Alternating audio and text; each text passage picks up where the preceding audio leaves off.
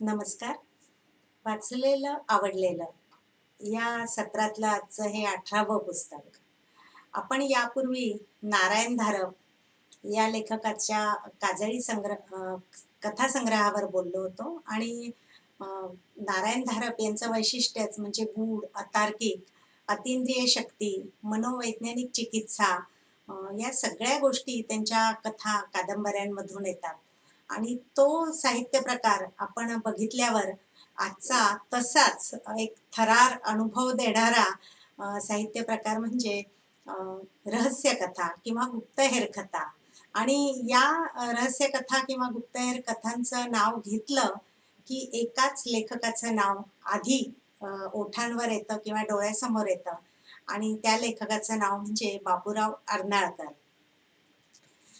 बाबूराव अर्नाळकर यांच्या कथा कादंबऱ्यातली नायिका ही संकटात सापडलेली असते आणि नायक तिच्या मदतीला धावून येतो. आणि हा नायक बाबूराव अर्नाळकरांनी असा काही उभा केलेला आहे की तो चातुर्यानं या सगळ्या संकटांवर मात करतो. बहुतेक हिंदी चित्रपटांचं कथानक असंच असतं, पण तरीही बाबूराव अर्नाळकरांच्या या कथा कादंबऱ्या वाचताना सर्वसामान्य वाचक मिटक्या मारत वाचायचा. आणि त्यांचे वाचकही असे थोडे थोडके नव्हते, तर लाखोंच्या संख्येनं हे वाचक होते.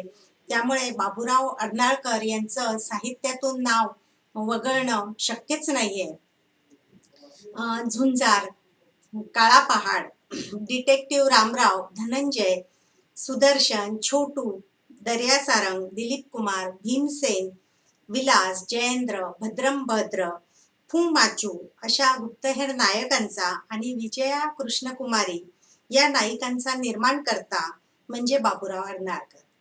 बाबूराव अर्नाळकर यांनी किती लिखाण करावं, तर 1500 रहस्य म्हणजे 1500हून जास्त रहस्य कथा त्यांनी लिहिल्या. आणि त्यातले सगळे नायक त्यांची रहस्य उलगडण्यात यशस्वी झालेले आपल्याला दिसतात. विशेषतः धनंजय, काळा पहाड आणि झुंजार या नायकांनी तर मराठी रसिकांना, वाचकांना अक्षरशः वेड लावलं होतं. बाबूरावांच्या लिखाणाचं वैशिष्ट्य म्हणजे विषयाची अचूक निवड, उत्कंठा वाढवणारी रोचक अशी लेखनशैली, ओघवती भाषा, म्हणजे ना अवांतर असं काहीतरी वर्णन वगैरे असा फापट पसारा अजिबात त्यांच्या लिखाणामध्ये आढळत नाही. आणि त्या नेमकेपणामुळेच वाचक त्यांच्या कथानकाकडे आकर्षिले जातात. त्यांचं लेखन अतिशय लोकप्रिय आहे. त्यांचा वाचक वर्ग मी म्हटलं तसं लाखोंच्या संख्येनं आहे. आणि महाराष्ट्र शासनानं तर त्यांना 1962 मध्ये 10,000 रुपयांचं मानधन देऊन त्यांचा गौरव केला होता. बाबूराव अर्नाळकर यांनी मराठा हे मासिकही काही काळ चालवलं होतं. त्यांचा जन्म 9 जून 1909 या दिवशी ठाणे जिल्ह्यातल्या अर्नाळा या गावी झाला. त्यांचं खरं नाव बाबूराव अर्नाळकर नाहीच. त्यांचं खरं नाव आहे चंद्रकांत सखाराम चव्हाण. त्यांचं शिक्षण मुंबईमध्ये मॅट्रिक पर्यंत झालं आणि मग काही काळ त्यांनी नोकरीही केली. 1928 मध्ये त्यांनी स्वातंत्र्य चळवळीत भाग घेतला. त्यांना तुरुंगवासही झाला. त्यांनी नंतर मुंबईतल्या स्वातंत्र्य सैनिक संघाचं अध्यक्षपदही निभावलं, जबाबदारी ती घेतली. 1941 ते 1961 पर्यंत त्यांनी मुंबईमध्ये चष्म्याचं दुकान सुद्धा म्हणजे चालू केलेलं होतं आणि ते चालवलं. अच्युत बळवंत कोल्हटकर यांच्यामुळे त्यांना लिखाणाची प्रेरणा मिळाली असं ते म्हणत असत. खरं तर 1933 साली एडगर वॉलिस या इंग्रजी लेखकानं दी फोर जस्ट मेन ही 1906 साली लिहिलेली कथा बाबूराव अर्नाळकरांच्या वाचनात आली. आणि मग आपल्याला काय लिहायला आवडणार आहे, काय जमणार आहे याची जाणीव त्यांना त्या लिखाणामुळे झाली. अर्थातच हा विषय होता गुप्तहेर कथांचा. चौकटची राणी ही पहिली गुप्तहेर कथा 1942 मध्ये त्यांची प्रसिद्ध झाली आणि मग तिने अतिशय म्हणजे लोकप्रियता मिळवली. बाबूराव अर्नाळकर यांच्याप्रमाणेच गुरुनाथ नाईक, S.M. काशीकर, शरदचंद्र वाळिंबे, राजा पारगावकर हेही लेखक याच पद्धतीचं लिखाण करत असत. झुंजार, काळा पहाड आणि धनंजय हे बाबूराव अर्नाळकरांनी निर्माण केलेले नायक तुफान लोकप्रिय झाले होते. त्यांचे नायक असलेले म्हणजे हे नायक असलेली त्यांची सगळी पुस्तकं अशी हातोहात त्यांची विक्री होत असे आणि पुस्तकं खूप स्वस्त असायची. कारण पुस्तकं स्वस्त असायचं कारण की त्या पुस्तकांसाठी म्हणजे कागद जो वापरलेला असे तो अतिशय स्वस्त साधा असायचा आणि त्यामुळे प्रकाशकांना सुद्धा ती पुस्तकं स्वस्त दरानं विकणं सोयीचं जायचं. त्यामुळे वाचक असे तुटून पडत या पुस्तकांवर. झुंजार ही व्यक्तिरेखा धारण केलेल्या नायकाचं खरं नाव विजय असतं. तो मुंबईतल्या चर्चगेट भागात 5व्या मजल्यावर एका इमारतीत राहत असतो आणि मारामारी, अचूक असा नेम धरून पिस्तूल चालवणं यात तो चांगला तरबेज असतो. त्याचं कुठलंही कुलूप उघडण्यात तो तरबेज असतो अगदी आणि विवाहित असतो. त्याच्या बायकोचं नाव असतं विजया. पोलिसांना पोलिसांबरोबर त्याचं नातं म्हणजे शेरलॉक होम्स सारखं असतं. म्हणजे पोलिसांनी तपास करायच्या आतच तपास करून हा मोकळा होत असतो. ज्याप्रमाणे शेरलॉक होम्स सुद्धा करायचा आणि बाबूरावांचा झुंजार हा पोलिसांच्या कामात त्यांना नेहमी मदत करताना असाच दाखवलाय. एका कथानकामध्ये काय होतं की झुंजार आपल्या देशाची सीमा ओलांडून दुसऱ्या देशात गेलाय असं पण दाखवलं होतं. 5व्या मजल्यावर त्यानं बंगला बांधल्याचं सुद्धा एका याच्यात दाखवलं होतं. त्याची बायको विजया ही मारामारीमध्ये त्याच्याप्रमाणेच पारंगत असल्यामुळे कथानकामध्ये झुंजारला समजा शत्रूनं पकडलं तर ती झुंजारला सोडवण्यात मदत करताना सुद्धा आपल्याला बघायला मिळते. झुंजारच्या आयुष्यात तर असे जीवावर बेतणारे प्रसंग नेहमीच येत असतात. रणधुमाळी या एका कादंबरीत झुंजारला एक सिने अभिनेत्री त्याच्यावर एक काम सोपवते. समुद्रकिनारी असताना अतिशय तोकडे म्हणजे स्विमिंग कॉस्ट्युम मध्ये ती असते त्यावेळेस एक जण तिचे फोटो काढतो आणि त्या फोटोमुळे तो तिला ब्लॅकमेल करत असतो आणि ती अगदी त्रस्त होऊन गेलेली असते. तर त्याचा शोध त्या माणसाचा शोध लावण्यासाठी ती झुंजारची नियुक्ती करते आणि मग झुंजार तिला मदत करायच्या हेतूनं कसा कसा त्या माणसापर्यंत पोहोचतो. त्या माणसाला गुंगीचं औषध देऊन बेशुद्ध कसा करतो आणि मग त्याला कळतं की अरे हा माणूस नाहीच आहे, तो खरा खरा माणूस तर वेगळाच आहे. मग त्याच्या शोधात जाताना त्याच्याकडे ना एक म्हणजे तो शिक्का आता आपण जसं क्वारंटाईनचं बघतो तसा एक शाई असते विशिष्ट प्रकारची आणि तो काही लोकांच्या हातावर जेव्हा तो काम करून गेल्यावर शिक्का मारत असतो तर ती शाई कधी निघत पण नसते, पक्की असते ती खूप. तर अशा काय काय क्लुप्त्या झुंजारच्या असतात आणि या सगळ्या ह्याच्यातून तो खरा गुन्हेगार जेव्हा शोधतो आणि म्हणजे पोलीस पोलीस सुद्धा मध्येच त्याच्या मध्ये लुडबुड करण्यामुळे त्याला अटक तुला करावी लागेल असं सांगतात. त्यावेळेस तो त्यांच्या हातावरही तुरी देऊन कसा निसटतो आणि खऱ्या गुन्हेगाराचा शोध लावतो हे या कादंबरीमध्ये आहे आणि ही कादंबरी अतिशय उत्कंठा वाढवणारी अशी आहे. बाबूराव अर्नाळकरांच्या कथा आपल्याला एका वेगळ्या कल्पना विश्वात म्हणजे फॅन्टसीमध्ये घेऊन जातात असं म्हटलं तरी चालेल. या कादंबरीमध्ये झुंजारची सगळी रहस्य किंवा म्हणजे वैशिष्ट्य त्याची तो कशी उलगडतो रहस्य हे दाखवलेलं असतं. जेम्स बॉन्ड प्रमाणे झुंजार हा अनेक गॅझेट्सचा सुद्धा वापर करताना अर्नाळकर दाखवत. तसंच महागाई म्हणजे बेरोजगारी, गरिबी, रोजचे लोकांचे प्रश्न, राजकीय आणि सामाजिक प्रश्न, ते वातावरण असं सगळं बाबूराव अर्नाळकर दाखवत असत. त्यामुळे व्हायचं काय की सर्वसामान्य वाचकाला वाटायचं की अरे हेच तर आपल्या आसपास घडतं आणि मुख्य म्हणजे कुठल्याही सर्वसामान्य माणसाला असं वाटत असतं की आपण सुद्धा गुन्हेगाराला पकडावं, त्याला चांगला चोप द्यावा, फटके मारावेत आणि आपल्याला सुद्धा खूप पैसे खर्च करायला मिळाले पाहिजेत. पोलिसांना सुद्धा कधी कधी धडा शिकवला पाहिजे असे जे जे विचार एका सर्वसामान्य माणसाच्या मनात येतात तर ते सगळं आपल्या हातून ते साहस घडावं असं वाटत असताना बाबूराव अर्नाळकरांनी अगदी म्हणजे तुमच्या आमच्यातलाच एक नायक पण कसा काम करतो हे दाखवल्यामुळे सुद्धा वाचकांना त्यांची पुस्तकं खूप आवडायची आणि आवडतात. त्यांचा धनंजय हा नायक आणि त्याचा सहाय्यक छोटू हे मात्र झुंजारपेक्षा वेगळे आहेत हा. हे कुठेही मारामारी करत नाहीत आणि तरीही रहस्याचा भेद करताना दाखवलेत. धनंजयनं तर लोकांमध्ये एवढी लोकप्रियता मिळवली होती की संगीतकार सी रामचंद्र यांना त्या धनंजयचा खूप मोह झाला आणि त्यांनी स्वतःच या धनंजयवर एक चित्रपट बनवायचं ठरवलं. इतकंच करून ते गप्प नाही बसले, तर या धनंजयची जी भूमिका होती, प्रमुख भूमिका ती त्यांनी स्वतःच केली होती. म्हणजे एवढा धनंजयचा पगडा त्यावेळेस सर्वसामान्य वाचकच नाही, तर अगदी दिग्गज हस्ती ज्या होत्या त्यांच्याही मनावर पडलेला होता.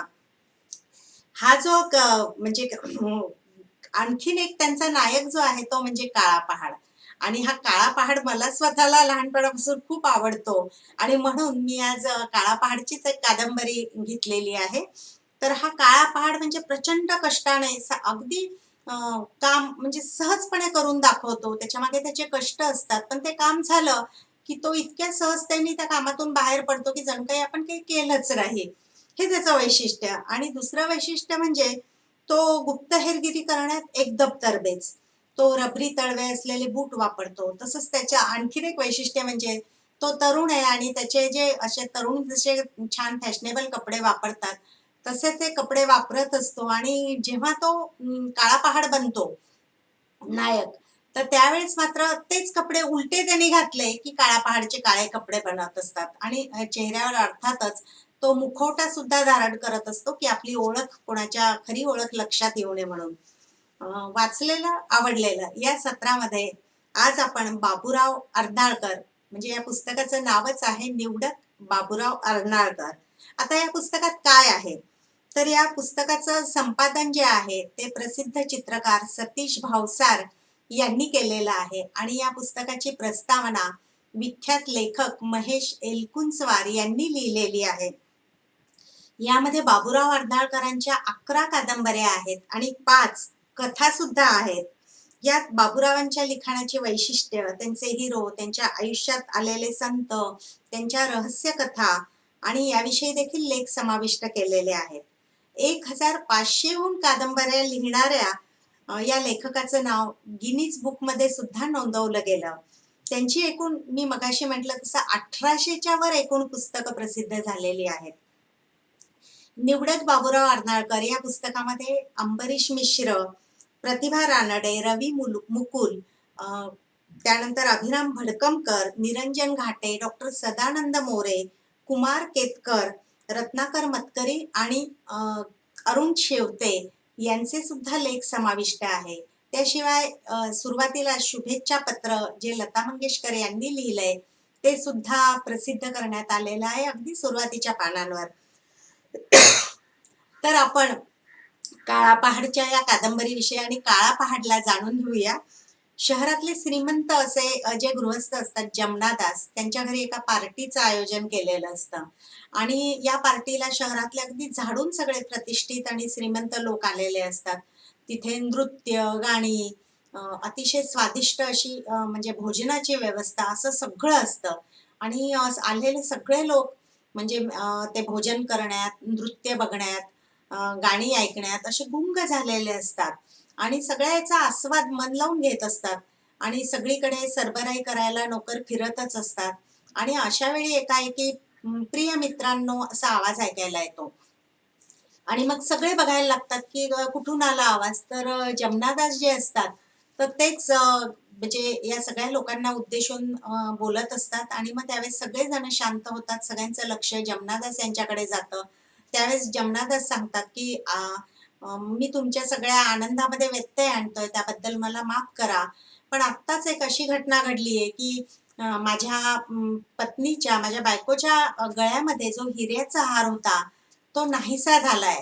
आणि मला वाटतं की आपल्या सगळ्यांमध्ये एक गंमत करायची म्हणजे आपला स्वभाव असतो माणसाचा आणि तशीच कोणीतरी गंमत केली असणार आहे याची मला खात्री आहे. तर काही हरकत नाही, अशा गमती जमती होत असतात. तर ज्याने कोणी म्हणजे गमतीने हा हार घेतला असेल तर तो मला परत करावा. आणि ते शांत उभे राहतात. तर त्यावेळेस लोकांमध्ये एकच अशी खळबळ माजते, सगळेजण कुजबुज करायला लागतात, एकमेकांकडे प्रश्नार्थक नजरेनं बघायला लागतात. आणि मग काही वेळ गेल्यावर जमनादासांच्या लक्षात येतं की म्हणजे की असं कोणी पुढेही येऊन तो हार देणार नाही. त्यावेळेस ते म्हणतात की मला कल्पना आहे की आता ज्याने कोणी हार घेतला असेल त्याला ते थोडंसं लाजिरवाणं वाटत असेल आणि म्हणून मग मी आता आणखीन एक गोष्ट करतो. आणि मग ते नौकरांना हॉलचे दरवाजे बंद करायला सांगतात आणि ते म्हणतात की मी आता काही वेळासाठी दिवे बंद करतो, दिवे मालवतो आणि मग अंधारामध्ये ज्याने कोणी हार घेतलाय तर तो दिसणार पण नाही, त्याचं नाव पण कोणाला कळणार नाही आणि तो हार त्यांनी मला आणून द्यावा. आणि मग दिवे मालवले जातात, दारं बंद करून सेवक त्या दारांजवळच उभे राहतात पहारा करत. आणि मग अशा वेळेस काही वेळानंतर जेव्हा दिवे लागतात, तेव्हा सगळे बघतात की जमनादास यांच्या हातात काहीच नसतं. म्हणजे कोणीही तो हार त्यांना आणून दिलेला नसतो परत. मग आता जमनादास यांचा नाईलाज होता, म्हणजे होतो आणि ते म्हणतात की आता मला पोलिसांना बोलवावं लागेल.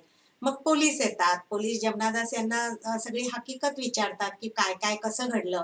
आणि त्यानंतर पोलीस प्रत्येकाची तपासणी करतात, पण कोणाजवळही तो हार सापडत नाही. त्यावेळेस मग सगळ्यांना जाऊ देण्यात येतं. आणि मग जमनादासला ते पोलीस अधिकारी म्हणतात की नक्कीच हे काळा पहाडचं काम असणार. इथूनच आपल्याला काळा पहाड म्हणजे प्रवेश करतो या सगळ्या कथानकामध्ये. आणि मग काळा पहाडची माहिती अशी की काळा पहाड हा म्हणजे श्रीमंतांना लुटत असतो आणि प्रसंगी गरिबांना मदतही करत असतो. जमनादास श्रीमंत असल्यामुळे त्यांचं थोडंफार काही दागिने गेले तर त्यांना काही फरक पडणार नसतो. तर मग त्यावेळी जमनादासला पोलीस सांगतात की आम्ही काळा पहाडला पकडूच. आणि त्यावेळेस काय होतं की एक गुप्तहेर कथा किंवा रहस्य कथा लिहिणारा एक लेखक असतो. म्हणजे हे सगळं आपल्याला वाचकांना समजतं, तो कथानकातल्या पात्रांना हे माहित नसतं. तर हा जो चंद्रवदन आहे, तर खरा तर हाच काळा पहाड बनवून हे सगळं काम करत असतो. दिवसा आपलं लेखन करणं आणि रात्रीच्या वेळेस फेरफटका मारायच्या निमित्ताने बाहेर पडायचं. आणि मग आपल्या अंगातले ते कपडे उलटे घातले की झाला काळा पहाड. आणि चेहऱ्यावर मुखवटा घेऊन तो हे सगळं काम करत असतो. आणि काय होतं, त्यांनी जमनादास यांच्याकडे जेव्हा चोरी केलेली असते, त्यावेळेस त्या दागिन्यांबरोबर आणखीनही काही 10-12 स्त्रियांचे दागिने त्यांनी चोरलेले असतात. आणि त्याच वेळेस त्या पार्टीमध्ये सगळे श्रीमंत आलेले असतात, पण एक तरुणी म्हणजे वासंती नावाची अशी आलेली असते की ती परिस्थिती तिची फारशी चांगली नसते. ती तिच्या काकांकडे राहत असते आणि तिचे काका खूप म्हणजे तो माणूस खूप स्वार्थी आणि म्हणजे काय म्हणतो, छळ करणारा असतो तिचा. आणि मग अशा वेळेस तिचे दागिने पण गेलेले असतात आणि ती खूप दुःखी झालेली असते. जेव्हा चंद्रवदन बागेत बसलेला असतो, तेव्हा त्या 2 मैत्रिणींचं म्हणजे वासंती आणि तिची मैत्रीण यांचं बोलणं ऐकतो आणि ती रडत म्हणत असते की मी कुठून गेले त्या पार्टीमध्ये आणि आता जर माझ्या काकांना कळलं तर माझे काका माझं काय करतील आणि आता मी काय करू. त्यावेळेस चंद्रवदन म्हणजे काळा पहाड म्हणजे हे करतो, ठरवतो. तसाही त्याचा स्वभाव असतोच की संकटात पडलेल्या नायकांना मदत करणं. मग तो ठरवतो की वासंतीला त्रास नको व्हायला, आपण तिचे दागिने परत करायला हवेत. आणि मग रात्रीच्या वेळेस हा काळा पहाड बनून तिच्याकडे पोहोचतो. आणि या चोरीमुळे पूर्ण शहरामध्ये पोलिसांची गस्त चालू असते. त्या सगळ्या कडक पहाऱ्यातनं सुद्धा तो बरोबर चातुर्यानं तिच्या घरात पोहोचतो. आणि मग ती त्याला बघते. सगळ्यांना असं काळा पहाड नावाची एक व्यक्ती हे माहीत असतं. त्यामुळे ती त्याला बघताच म्हणते, "तू काळा पहाड तर नाहीस?" तो म्हणतो, "हो." मग ती म्हणते, "तू कशाला आलास इथे?" तर तो म्हणतो, की मला समजलं की तुझे दागिने म्हणजे तुझ्या गळ्यातली साखळी, कानातल्या आणि बांगड्या पण गेलेल्या आहेत, तर मी त्या द्यायला आलोय." आणि त्याचं काय होतं, की त्यांनी जे दागिने चोरलेले असतात आणि दागिन्यांची पेटी असते त्याच्याकडे, तर त्याला कुठले कोणाचे दागिने आहेत हे काही लक्षात नसतं, माहीतही नसतं. म्हणून तो त्या वासंतीला म्हणतो, की "तू ही पेटी घे आणि तुझे दागिने तू काढून घे आणि बाकीचे तू पोलिसांना देऊन टाक. म्हणजे पोलीस जमनादासला हे दागिने देऊन टाकतील." आणि मग त्यावेळेस तो पेटी तिला देतो आणि ती पण म्हणजे त्याच्या त्या प्रामाणिकपणावर खूप भारावून जाते आणि म्हणते, की "मी काही म्हणजे पोलीस जरी मागावर असले तरी मी पोलिसांच्या हातात तुम्हाला पडू देणार नाही." आणि ती त्याला मदत करते आणि तो तिथे पोलिसांना चुकवून बरोबर पसार होऊन जातो. आता म्हणजे होतं काय, की म्हणजे काळापहाडने मदत करून सुद्धा गोष्ट अशी घडते, की ही जी वासंती असते, तिच्या घरातून ती दागिन्यांची पेटी जी असते ती गायब होते. आणि त्यावेळेस काळा पहाडच्या शोधात पोलीस तिच्या घरी येऊन गेलेले असतात. आणि त्यामुळे काळा पहाडला कळतच नाही ती बातमी कळाल्यावर, की कुठे गेले हे दागिने मग? जे पोलिसांनी पुन्हा गायब केले का तिच्या काकांनीच चोरले परत घरातल्या घरातच? त्यामुळे मग तो पुन्हा शोध त्याच्या मागे लागतो. आणि याच वेळेस काय होत असतं, की एक भवन नावाचा माणूस असतो आणि जमनादासनी त्यालाही काळा पहाड शोधण्याच्या कामगिरीवर ठेवलेलं असतं आणि तो पेपर विकण्याचं असं सोंग आणून चंद्रवदन हाच काळा पहाड आहे अशी शंका त्याला येत असते. त्यामुळे तो पेपर विक्रेत्याचं असं सोंग घेऊन तिथे बसत असतो अगदी दिवसभर. आणि मग त्याला असं वाटत असतं की आपण असं नुसती शंका बोलून दाखवली तर आपल्यावर कोणी विश्वास नाही ठेवणार. त्याकरता आपल्याला सिद्ध करावं लागेल, आपल्याजवळ पुरावे लागतील. आणि म्हणून तो आणि मग चंद्रवदनलाही कळतं की तो पहारा देतोय आपल्यावर. आणि मग त्याच्या सुद्धा तावडीतून कसं बरोबर आपली कामं करायची हे तो करत असतो. शेवटी शेवटी तर त्या भवनला असं वाटायला लागतं की अरे आपण उगीच चंद्रवदनवर संशय घेतोय, तो या कुठल्याच प्रकरणात नाहीच आहे मुळी. म्हणजे चंद्रवदन आणि काळा पहाड ही दोन माणसं वेगवेगळीच आहेत असा समज करून देण्यात चंद्रवदन म्हणजे अगदी हे होऊन जातो, म्हणजे यशस्वी होतो. आणि मग नंतर काय होतं की हा काळा पहाड त्या शोधामध्ये पोलिसाच्याही घरी जातो, तेव्हा त्याला कळतं पोलिसांनी ते पैसे म्हणजे दागिने चोरलेले नाहीयेत.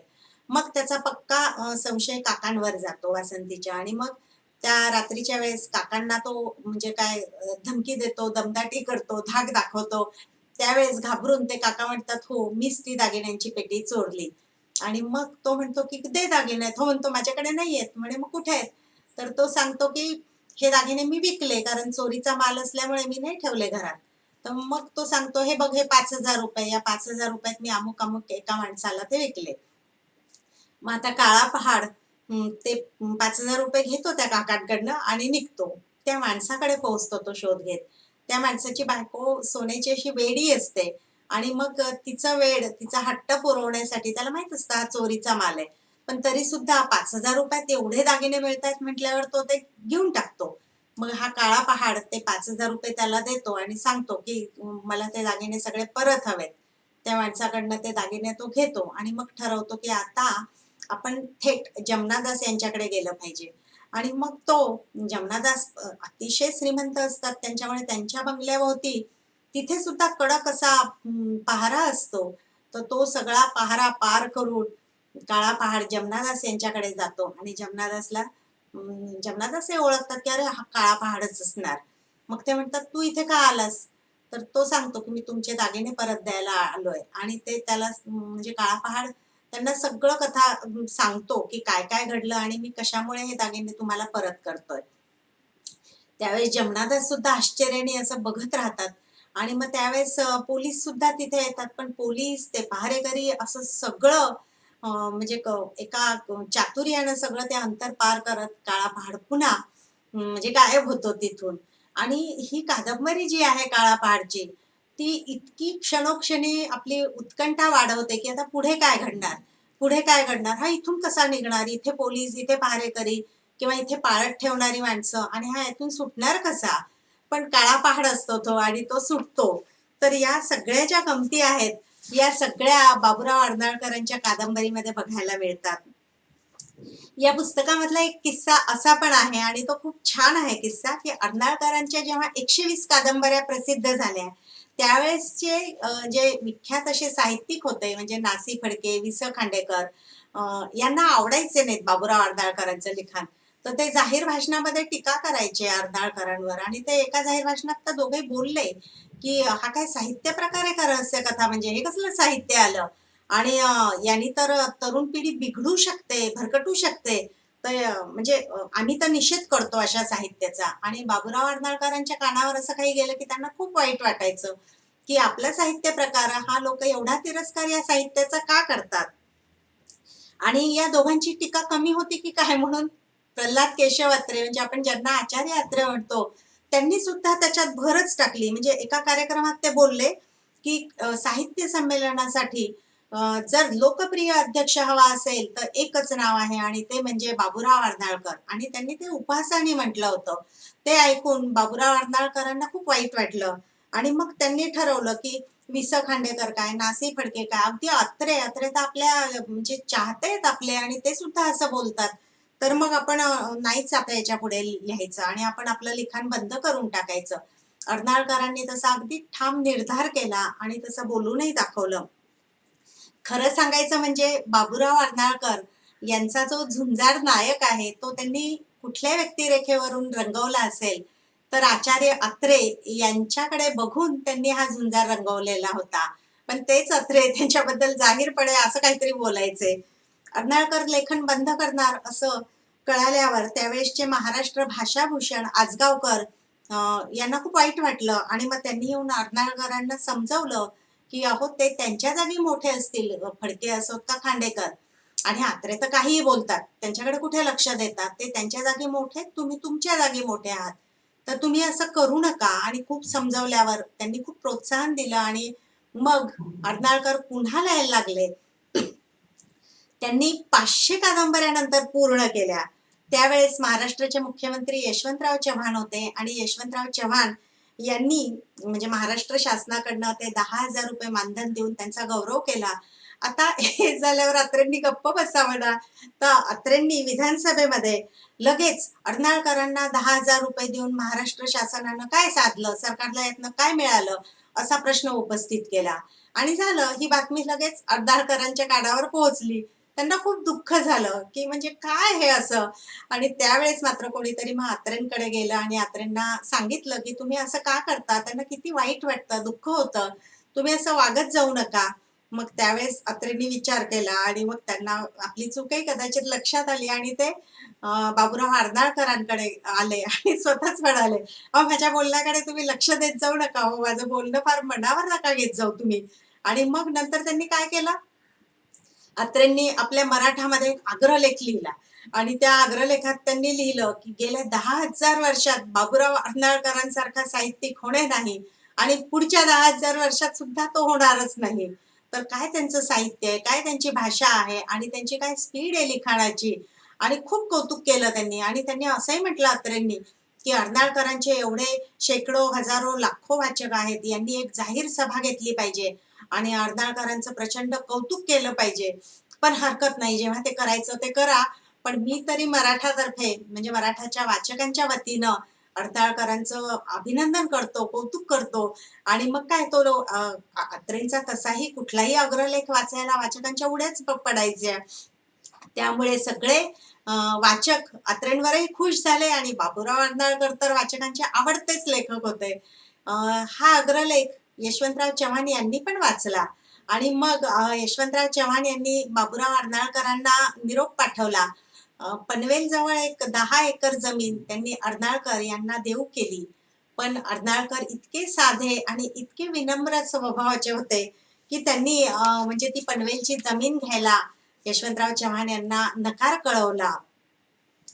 तर म्हणजे हे सगळं जे काय आहे ना या पुस्तकामध्ये, की एकीकडे कादंबऱ्या आहेत, एकीकडे कथा आहेत, एकीकडे म्हणजे या सगळ्या दिग्गज लोकांचे लेख आहेत, तर एकीकडे असे वेगवेगळे बाबूराव कसे होते अर्नाळकर यांचे किस्से पण आहेत.